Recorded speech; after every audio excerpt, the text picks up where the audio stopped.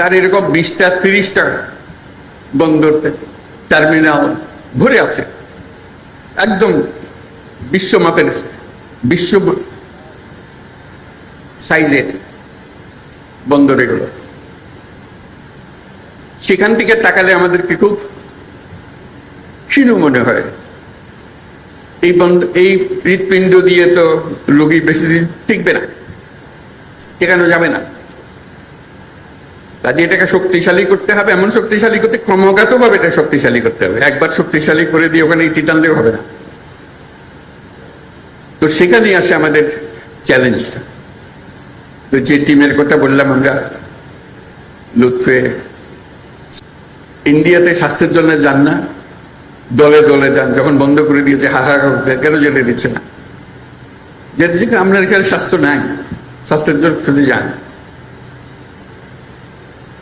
কাগজ উল্টালে যাকে দেখা যায় নেতারা সিঙ্গাপুরের চিকিৎসার জন্য যাচ্ছে, ব্যাংককে চিকিৎসার জন্য যাচ্ছে, কিন্তু বন্দর না, না এখানে আর কেউ আসতে পারবে না। ভাই আমাদের চিকিৎসা দরকার, তো এই হৃৎপিণ্ডের চিকিৎসার দরকার। কাল বিদেশি ডাক্তার আনতে হবে, তো উপায় নাই আমাদের। আমাদেরকে সবচেয়ে সেরা চিকিৎসক এটার পেছনে দিতে হবে, যাতে এই হৃৎপিণ্ড বিরাট এখানে আমাদের বানিয়ে দিতে পারে, কোনো রকম সমস্যা যেন আমাদের না হয় কোনো কারণ। এই হৃৎপিণ্ড ক্রমাগত মজবুত হবে, ক্রমাগত শক্তিশালী হবে, ক্রমাগত বৃহত্তর হবে। সেটার নামই তো হলো জাতি।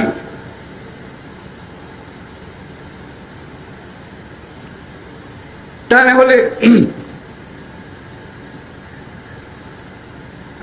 আমাদের সামনে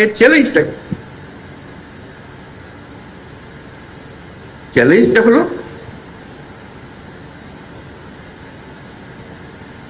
আর 10 রকম জাতি আমাদেরই মতো অবস্থা থেকে, উপর থেকে আমাদের মতো, আমাদের সে তো অনেক খারাপ অবস্থা থেকে আমাদেরকে ডিঙ্গিয়ে শত শত মাইল আগে চলে গেছে।